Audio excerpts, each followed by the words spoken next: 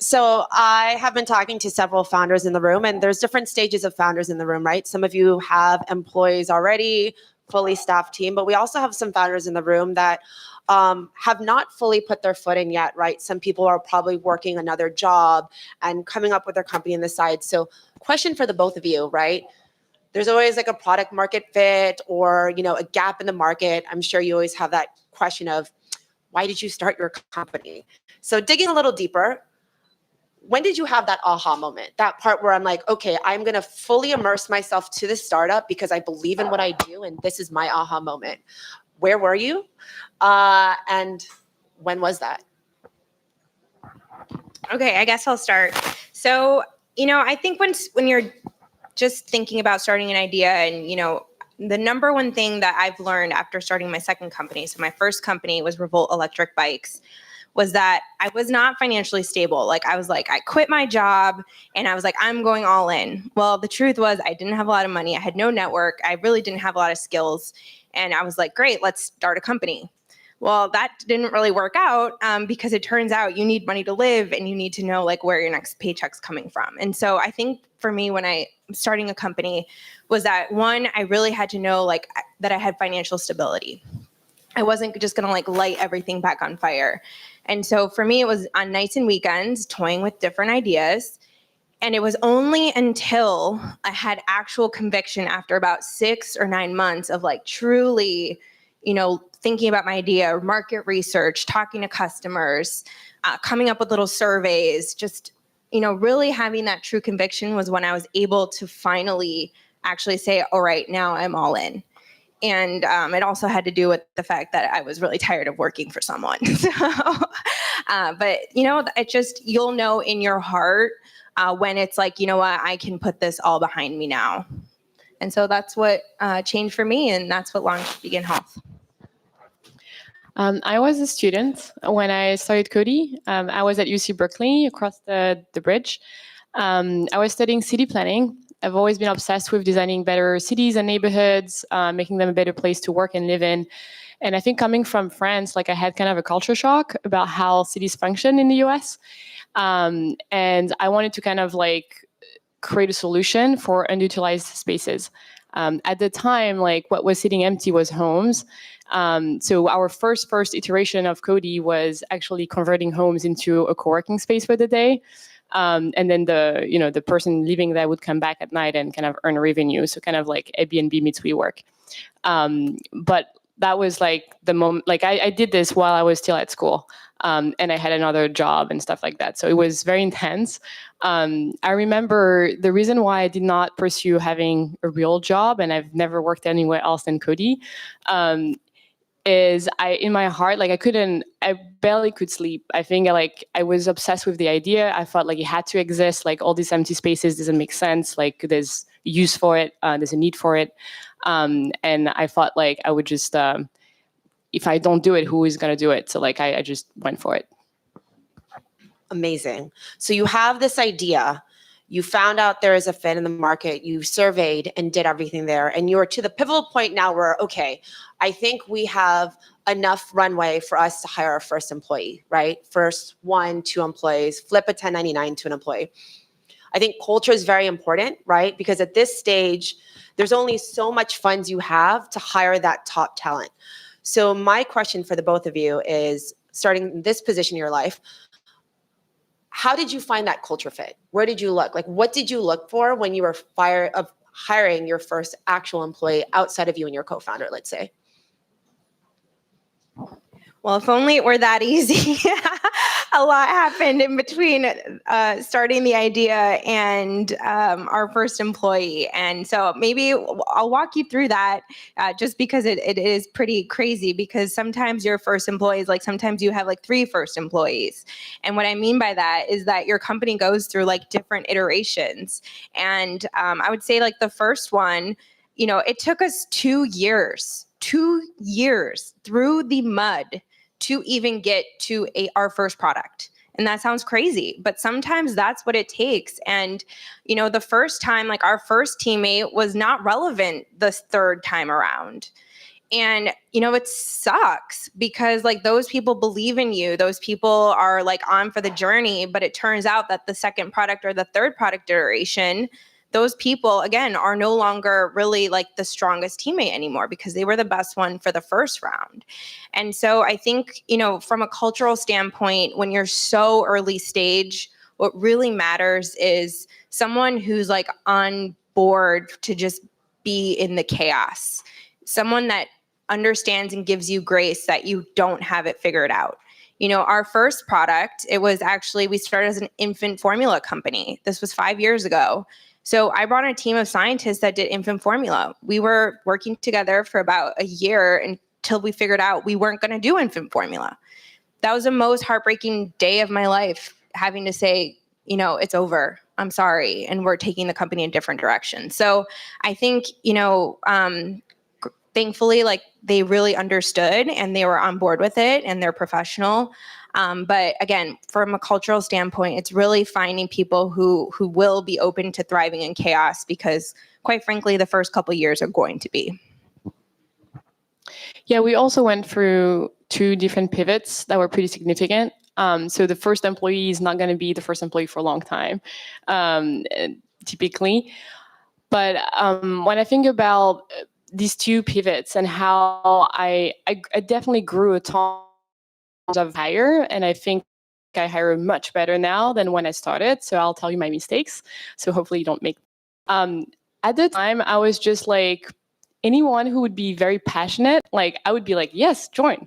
And we would try it together. And it was like, it was for the passion and the grit, not really for the skills. As I didn't know myself, like what exactly I was looking for, honestly. Like I had no idea what marketing meant compared to business development, compared to sales. So I was like, if a business person would help me. And it was very vague. So I make a lot of mistakes that way, of just like, not having the right skills in the team. You can have somebody who's great in your culture, but like is not actually impacting positively your company. And the second iteration, I think there was like kind of a year where we had our early team and it didn't work out. I don't think it was like the right product anyway. It's not the right product market fit. I had to lay off almost my entire team and then kind of start from scratch again. But then the second time around, I was so deliberate about who I'm going to hire. I went to the companies that I admire the most, who are in a similar industry or have a similar product. And for the role I was hiring, like I admire that company for that specific department. So for instance, Airbnb, I love the branding of Airbnb. I love their marketing. I hired my head of marketing from Airbnb. Lyft is a great product. I hired my head of product from Lyft. I think WeWork, like as you probably noticed, like that's one of my biggest competitors, was amazing at sales. Like they sold the hell out of co-working, while co-working existed 10 years before WeWork. I hired a head of sales from WeWork. So I think that was very strategic around who I hire. But then it is important that they thrive with chaos. That's true. And so that's the danger of hiring from those great companies, is that then are they going to really be hardworking enough and like comfortable with the ambiguity and the difficulty of pivoting and stuff like that.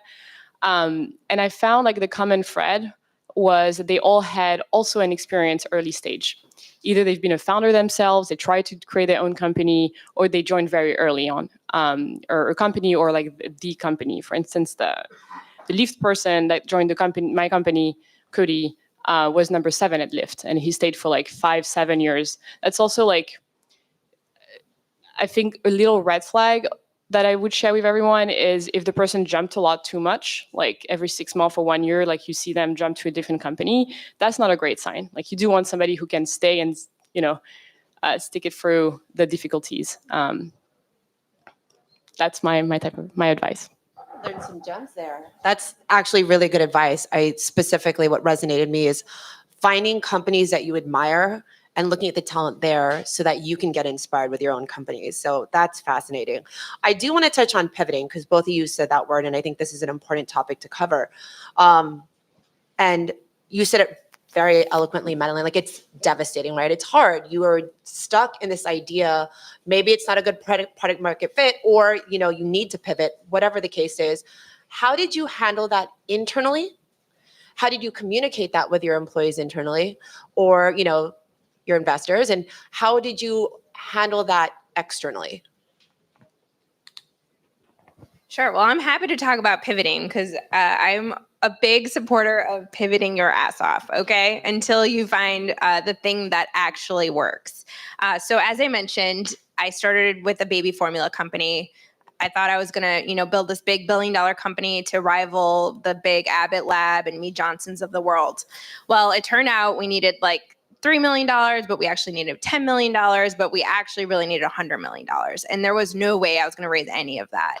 And so what we did was we ended up having to pivot because we had no choice. We weren't raising the money. And so that was really tough, talking to investors that they had just backed us on this big idea that we were building the next baby formula company. And they're like, you're a bad CEO. You can't raise money. That's your number one job. Okay, well, you know what? They can sit down because we were going to come up with a new plan. And so that was really, it's really tough because you feel like a failure, of course.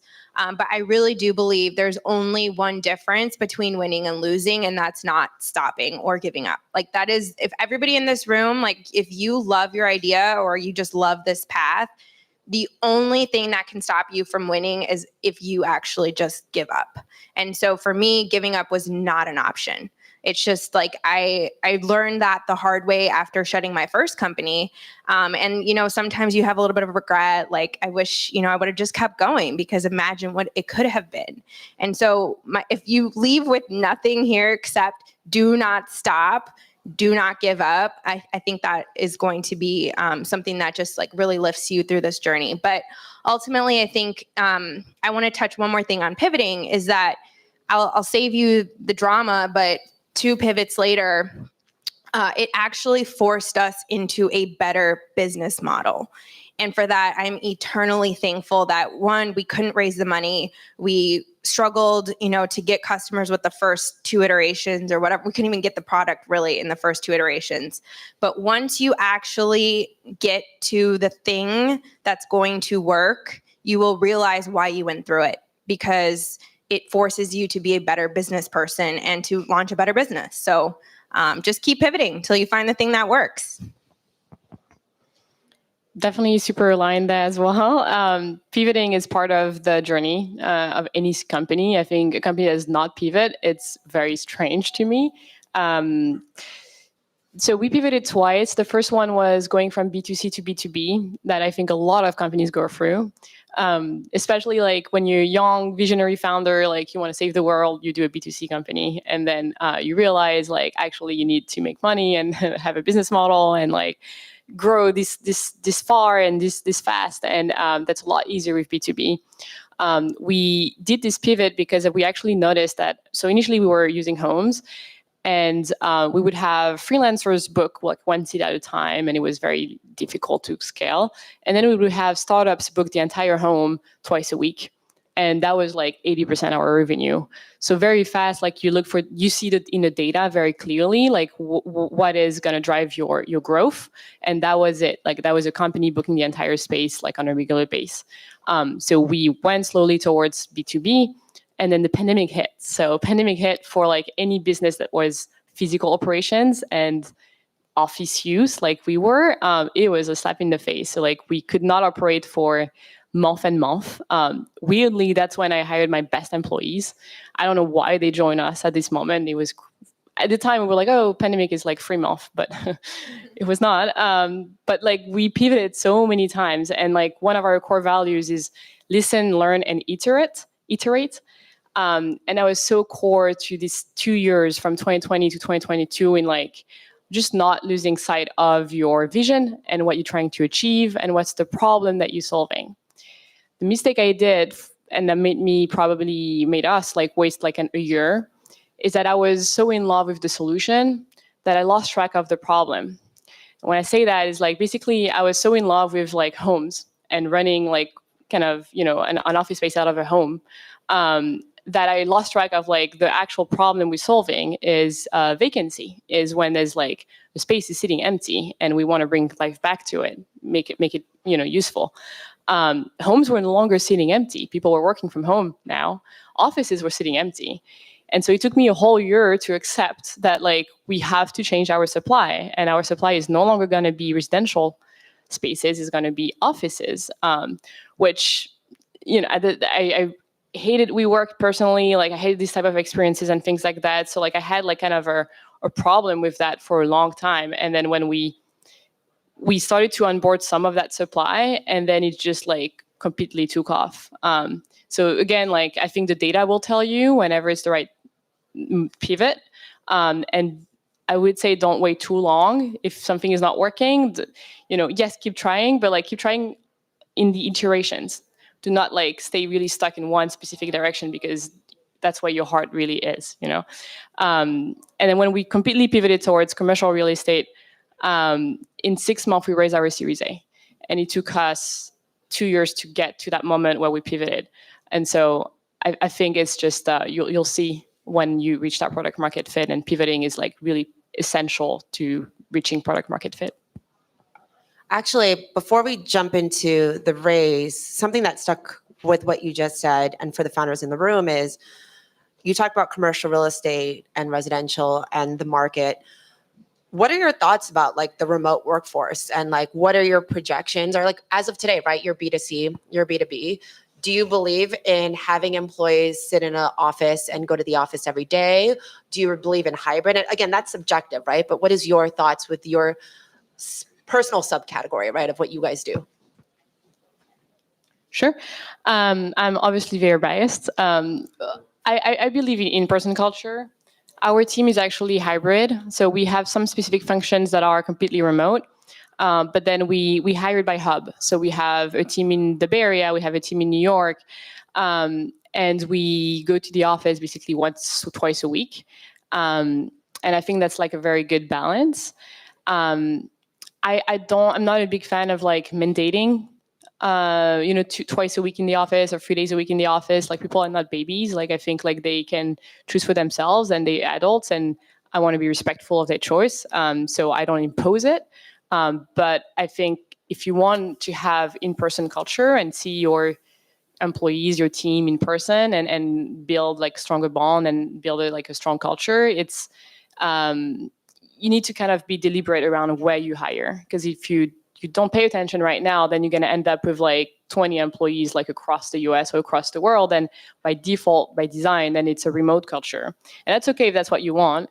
That's more typically like an engineering type of culture. Like my co-founder is the CTO. Like I cannot drag him to the office, and that's okay. He's gonna code in his garage, and that's fine. So all the engineers are fully remote, but the sales team, the CS team, the marketing team, like they all want and thrive through in person. And I think it's really you who choose what type of culture you want. We are seeing a shift from fully remote to more hybrid type of cultures throughout any type of stage of companies right now. Can tell you because like we see people who come in and like ask for office space on our platform, and they were born during the pandemic. They started as a remote company, and now they kind of switching more towards like having an in-person component on a regular basis. I guess I'll kind of keep this short because my answer is remote work does not work. I'm sorry. I think I'm telling you this as a remote company. But, I think the companies of the future, yes, there's going to be a little bit more, fluid nature of like maybe 4 days a week or something. There's going to be built-in flexibility that we never had before. But I think the best companies of the future are going to continue to build and be in person. And the reason for that is just the amount of iteration, the amount of just collaboration, the ideas that are bouncing just happen so much quicker at a higher frequency when you're in person and together. And I think that as early stage companies, like we already have the entire world against us. So like you have to have that like in-person energy to really take on these big industries. And so I think the future, I think the best companies will be in person. But of course, I think there's always, of course, going to be the hybrid model, I think, going forward. Perfect. Okay, so we talked about culture. We talked about the pivot. So let's talk about your last round. I'll start with the easy one. What milestones or achievements were critical in positioning your startup from your last round? Last round for us was Series A. Anyone in the room is seed stage? All right, so I'll talk to you. Series A is very different from the seed round. Is anyone here pre-seed and looking to raise a seed round? Okay. But Series A, so like it was 2022 when we raised. It was March 2022. 2 weeks later, the market went to shit.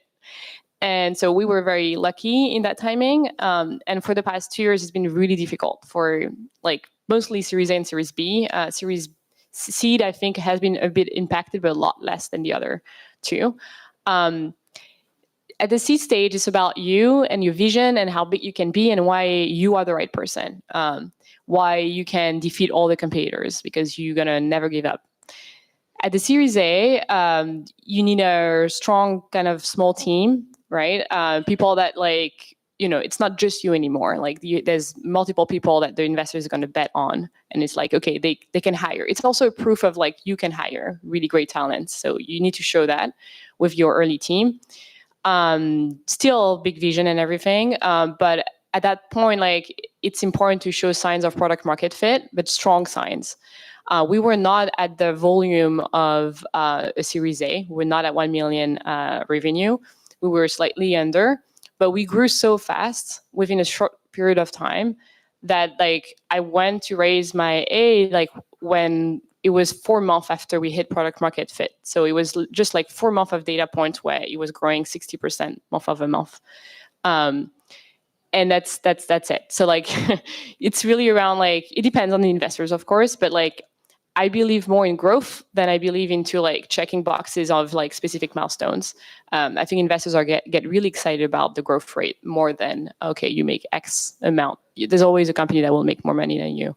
And then in terms of I don't know if we want to go deep into like the process and things like that. I think we should. I think that's good. So we raised from Andreessen Horowitz, which was my dream investor. And I pitched 35 different investors.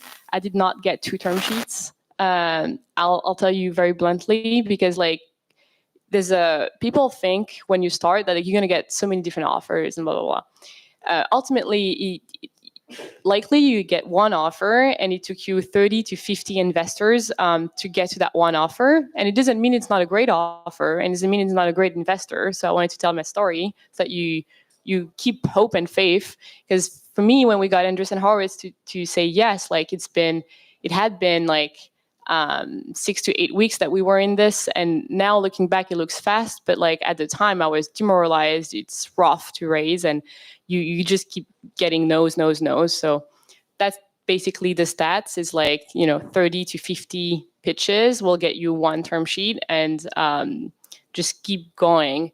And I think now the timelines have gone a bit longer. So it takes a bit longer to raise, like more like 3 months to 6 months, depending on the rounds. What do you guys want to know about fundraising? Man, it's a shit show. Okay. Every single raise is different, and there is no one size fits all.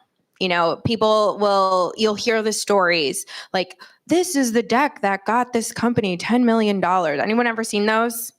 Yeah. Okay. That was false. Like the deck didn't do shit. I'm sorry.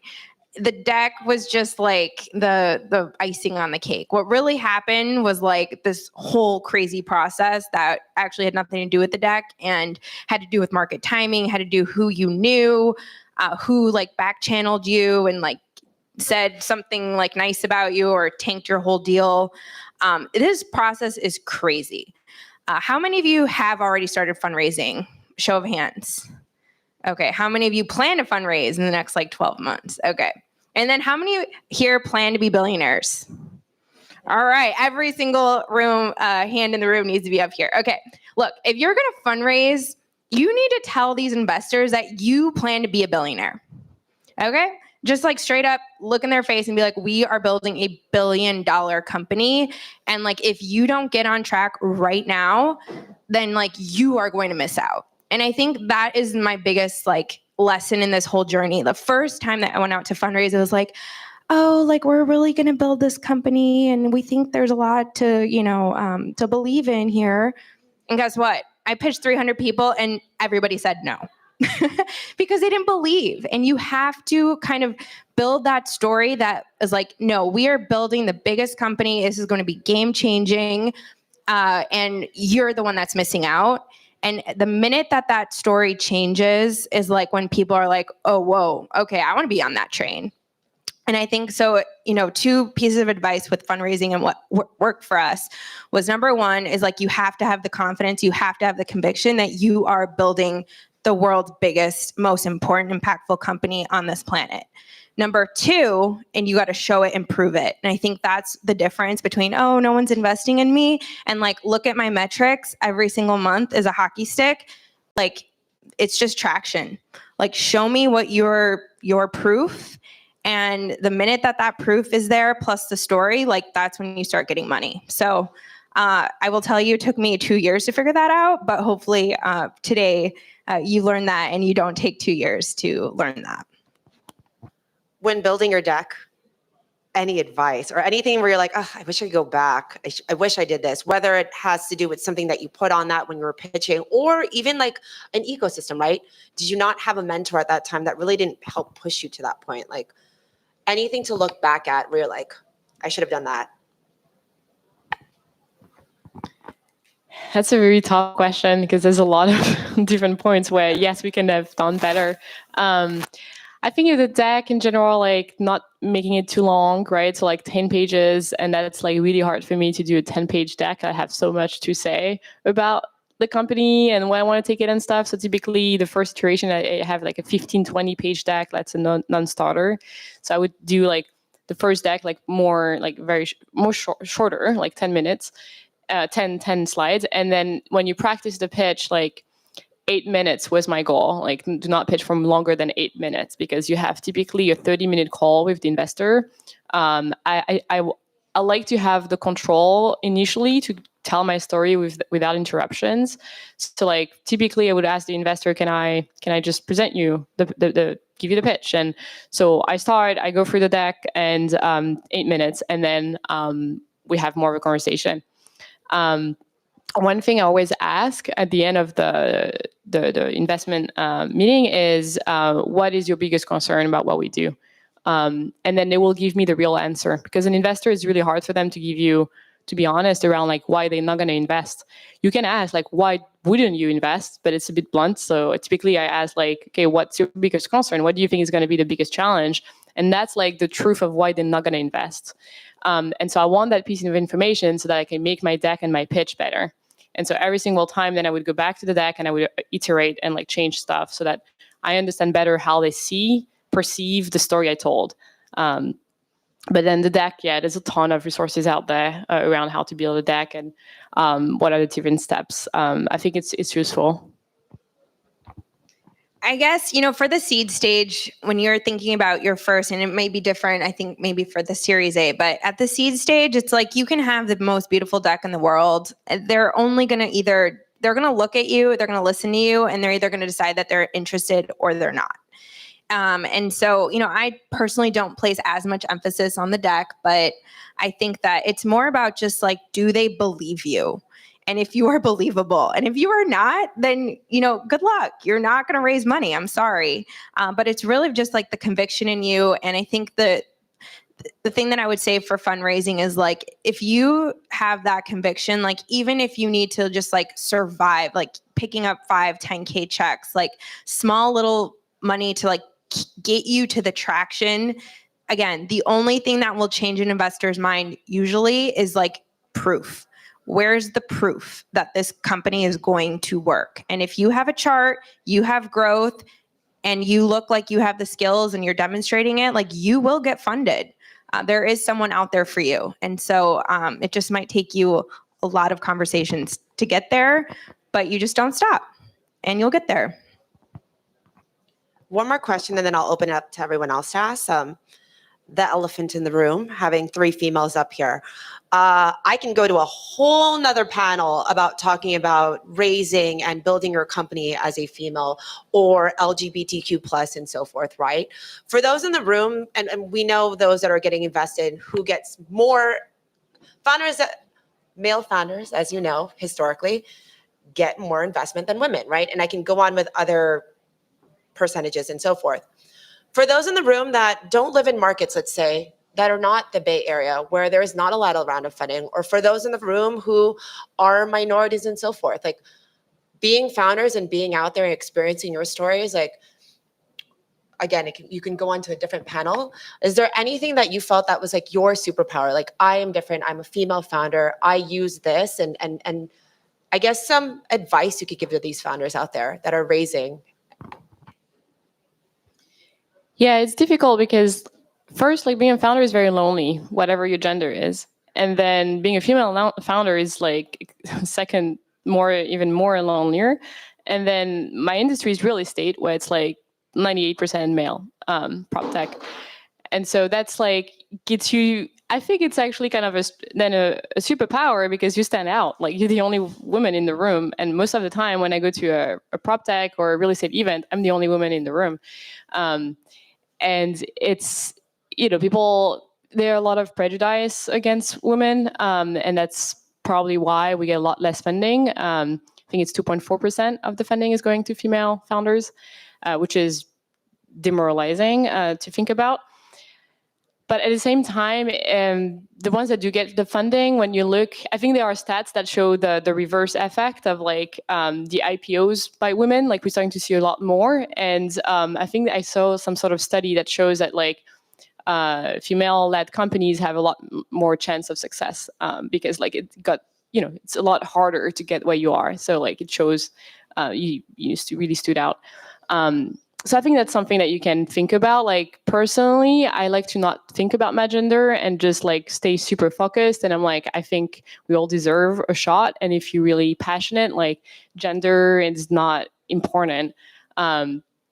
In the Bay Area, we're lucky to be in a place where there are women who are getting funding and there are women who are investing, because the root of the problem is like male investors, right? Like that they are the one who give the check. So if 98% of investment is coming from males, then you can make the math. So I think maybe going into, if you're struggling and you think you're getting like kind of discriminated against, I would recommend to go to like female founders group. They exist. There's also like female investors, and talk to them and their experience. And you'll get like a little bit more help. I would also say like there are male investors that are great, and they invest in women, and it's pretty clear they invest in women because like you can look at like the past 5-10 investments, and they are outstanding women that they invested in. So I think that's also a way to like look for, not waste your time, and look for investors who don't have that prejudice against women. I think one top thing also, I'll say like one personal thing about being a female founder, like I actually have a baby. And I think, we kind of are pushed to showing that we're strong and blah, blah, blah. And like being a mom is like against that kind of. And I want to encourage any women to like not give shit about this. And like, if you want to have a kid, like have a kid, you can do both 1,000%.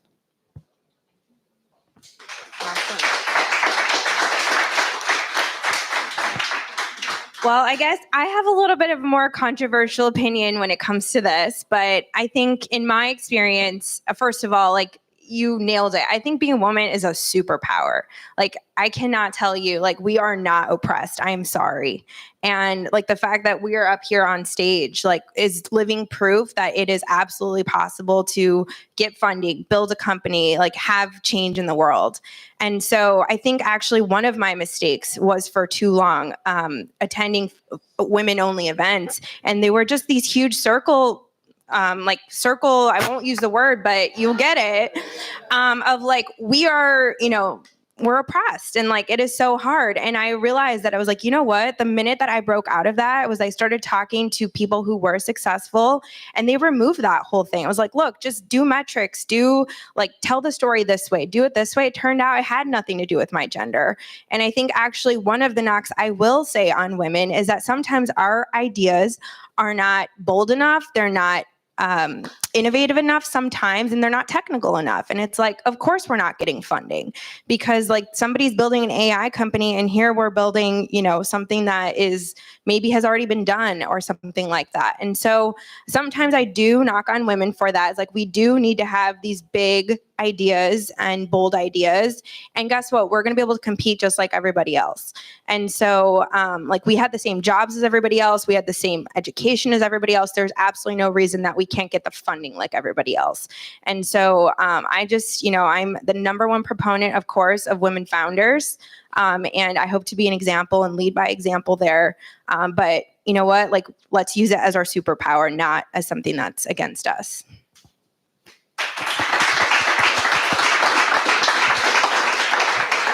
So we have about 10 minutes for Q&A. So what we touched on today, for those that may have run a little late, we touched on pivoting, right? Your story regarding pivoting, raising, as well as like culture fit and hiring your first employees. With that being said, does anyone have any questions for any of these amazing founders up here?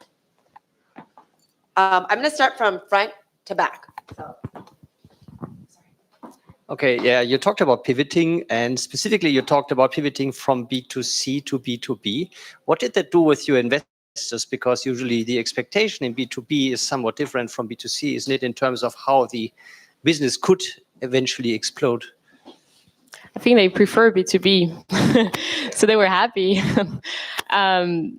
Yeah, B2C is just, it's harder. You need a lot more users to have the same revenue.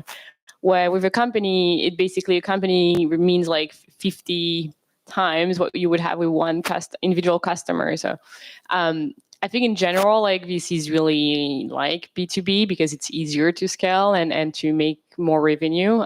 So personally, my experience, no, I actually don't ask my investors for consent on anything. I'm like, that's what I'm doing, and that's it.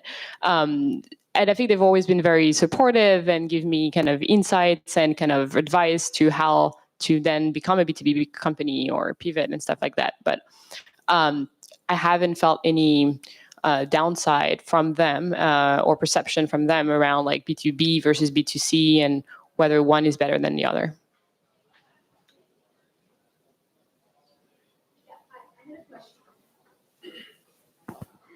I had a question about like female founder groups. Like, do you know any specific like female founder investment groups or just like female founder groups? Yeah, one of my business angels, they called F7. It's 7 women who were tech leaders at Facebook, and they kind of got together 7 of these women and like created that fund, F7. And it's like pre-seed and seed. I would highly recommend them.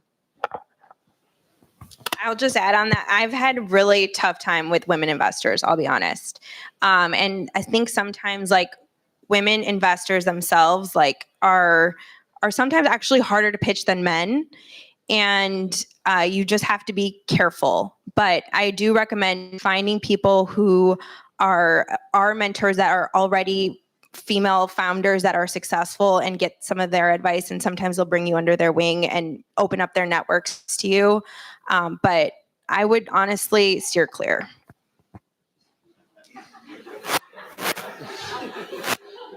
Hi, I'm a technical founder building a B2B product, and I wanted to know what was your experience with, closing, say, your first 50 sales, and how did you build that into a repeatable process? You B2C, right? I really suck at selling. I think initially I was really bad, and I was almost like embarrassed to sell. And then I would not. I just realized basically I'm not the right person. Although like that's kind of counterintuitive. Like you hear a lot of like founders-led sales as being being the superpower initially. So if you have that skill, that's awesome. I didn't. I was great with customers. When they were sold on Cody, then they would be my best friends. But like before that, I was just like so anxious and I couldn't do it. So I hired somebody who's a seller and at the early stage of the company, and he led it. And I was there. I listened to him and I learned. And now I can do a lot of sales. And I'm probably, if I became at some point like the best seller in the company. But I think it's I had to learn, and so I hired somebody to help me do that. Was your question around like how do you get your 50 first customers?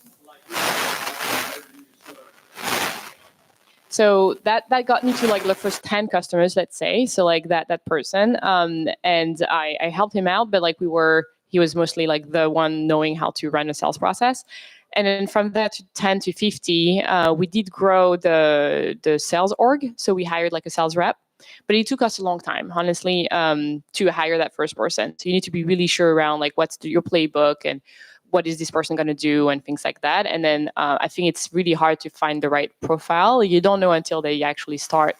You can ask about like, okay, how much did you sell before and things like that. But I would recommend to hire somebody who has sold a similar product so that you have a bit more confidence that they can hit the ground running.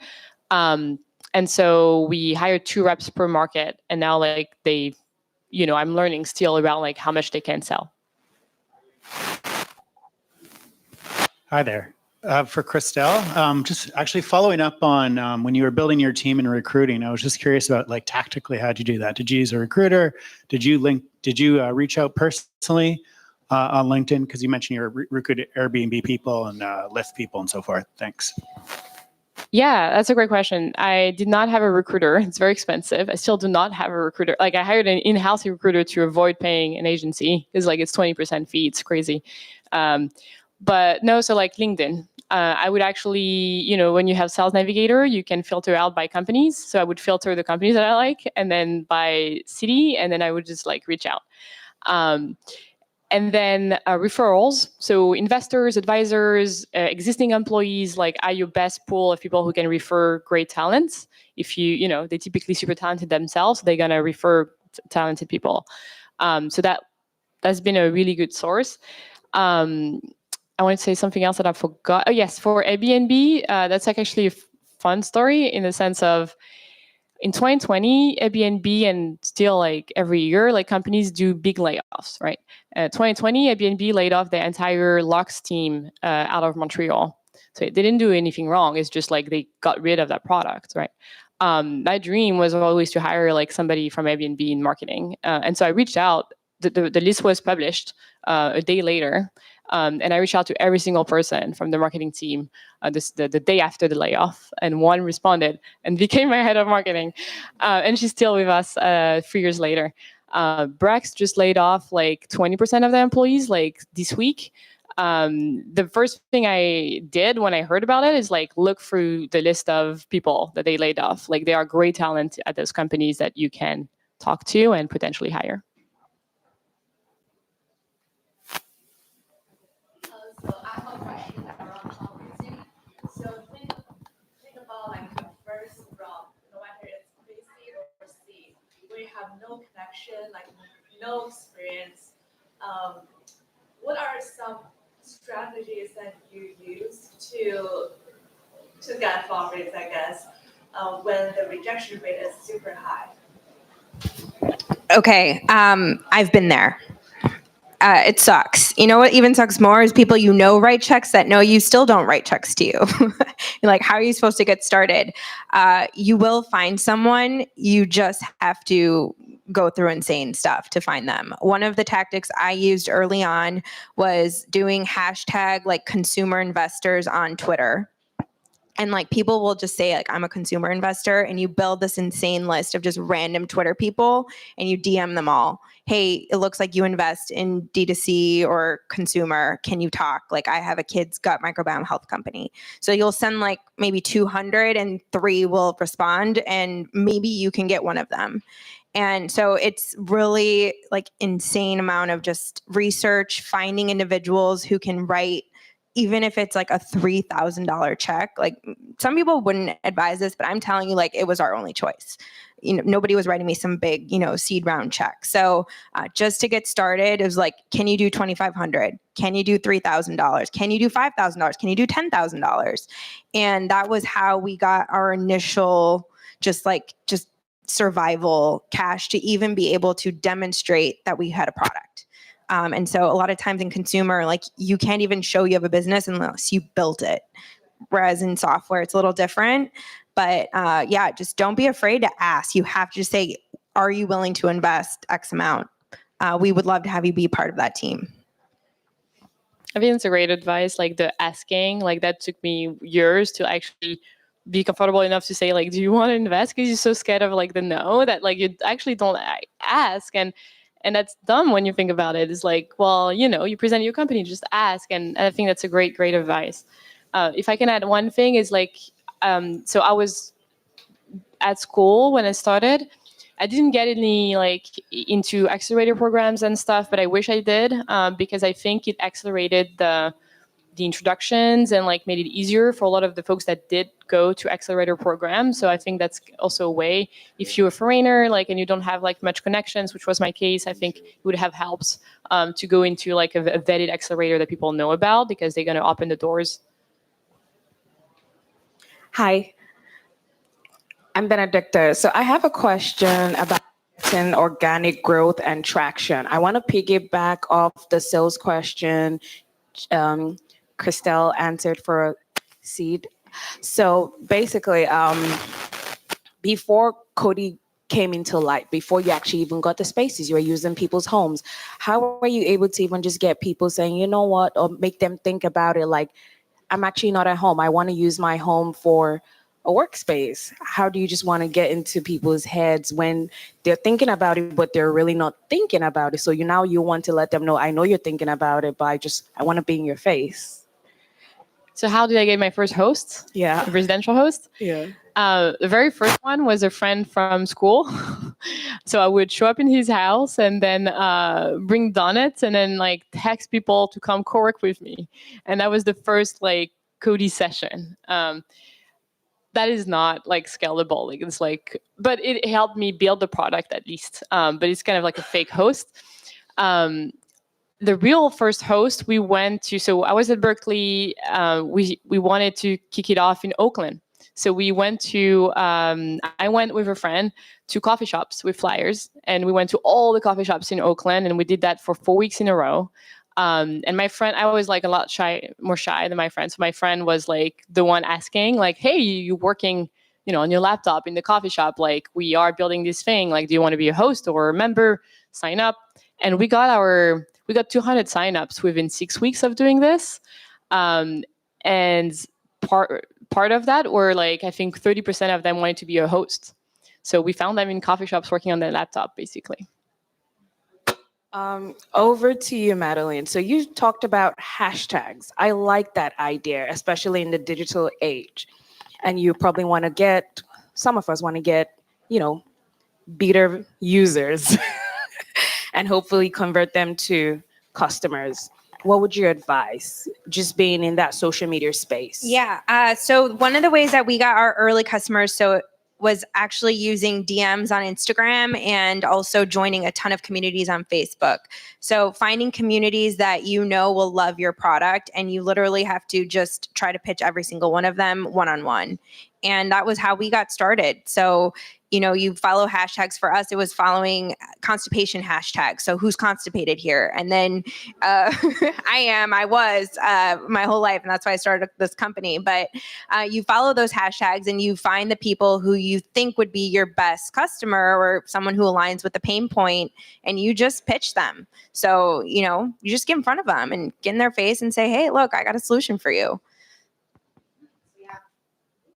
We have 6 minutes left, 2 more questions. And then afterwards, I'm sorry if I didn't get to anyone else. They will be here for the next few minutes, but let's do the last 2. What's good? My name is Nikolai Williamson. I'm working on a startup to help international high schoolers around the world really figure out where they want to invest the next couple of years of their lives, also outside the classroom, not just what's being taught. Amazing. Thank you. And my question is, when it comes to the time where you're hiring talent, whether it's at the point where you're looking for co-founders or you have enough money where you're like, all right, let's get somebody else on board. As the entrepreneur, as that founder, where your forte is really tapping into everybody else who's smarter than you in that particular field, how do you ensure that the people that you're actually hiring are doing what they're supposed to be doing? So what that might look like is, let's say I need a sales rep. How do I know that my sales rep is actually going out and doing what they need to do if I know absolutely nothing about sales? All right. Well, I actually really experienced this because I hired a bunch of like high, achieving PhDs and nutrition scientists. And I was 28 years old at the time and clearly didn't have that experience. And they were twice my age. And do you know the amount of times I heard, "Oh, you just don't understand. Oh, you just don't have this experience." Yeah, I can tell you a lot. And I think that it was like, you're right. I don't have this experience. That was why I hired you. Because if I had this experience, I wouldn't need you. And I think that, as an entrepreneur, like we know, like, are they really doing, like, are they achieving the thing they're supposed to be achieving? And ultimately, like, we'll just know. And, you can try to get other mentors that are in the category, like, hey, does it bounce ideas off of them? But ultimately, again, like, you will know in your heart if you feel like this person's doing their best. And if they're not, my recommendation is cut them out as soon as possible. Once you start even having a little inkling that it's not working, it probably is irredeemable at that point. So yeah, you have to move on from them. And one more thing, you mentioned something about bringing on a co-founder. I do not advise that. If this is your idea and you are already crushing it, bring on senior talent, bring on VP of whatever. Do not bring on a co-founder, because like you've already gotten as far as you have on your own. Like it's really has to be a very, very special case for them to come on, because at the end of the day, it's your baby. Hi, my name is. Can you hear me? My name is Hiten. I work with founders of startup robotics companies. My question for both of you is, what is the structure of your board? Have you had conflicts with the board, and how have you resolved that? Yeah, I think nobody talks about the board, and like we're supposed to know how to run a board. That's a really great question. I didn't specifically have conflicts with the board. How I run the board, I think initially, so a lot of people run all hands, right? Like it's a company-wide meeting with you, the founder, kind of present stuff to the rest of the company, and at some point, other people in the company will present as well. My initial boards were my all hands. Like, so I was just like literally presenting stuff at the all hands and then like copy pasting that deck. And that was my board deck now, and presenting that to my investors. So it was very much more like a pulse on our business for the investors, and like showing them like what I'm doing, what I'm thinking, and getting that feedback. It was not super formal. And we did that, I think, once a month. Now I have my board meetings like once every 6 weeks. Generally, I think they once a quarter when you grow, but I kind of like to have them more regularly, so that like there's no surprises for the investors. And like at the end of the day, if you have awesome investors, I want more of their time. I want them to work more for Cody, right? And the more time I have with them, the better. So like I try to do as many board meetings as I can. And now they're a bit more structured. So actually ask my investors, who in your portfolio companies do you think they have the best board meeting? And then I went to those founders and I was like, what is your board meeting format? And they shared with me like the structure and how they did it. And then I kind of followed that same structure. And who's on your board? Jeff Jordan at A16. I meant like just in terms of you have investors. Oh. Do you have anybody else? 2 co-founders, 2 investors. My answer is short. I don't have a board. And I want to keep it that way as long as possible. I am the board.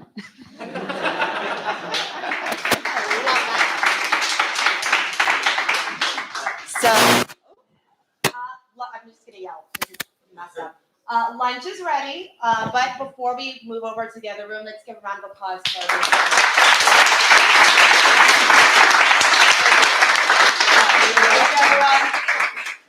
Thank you, everyone. Thank you, Jacquelynne.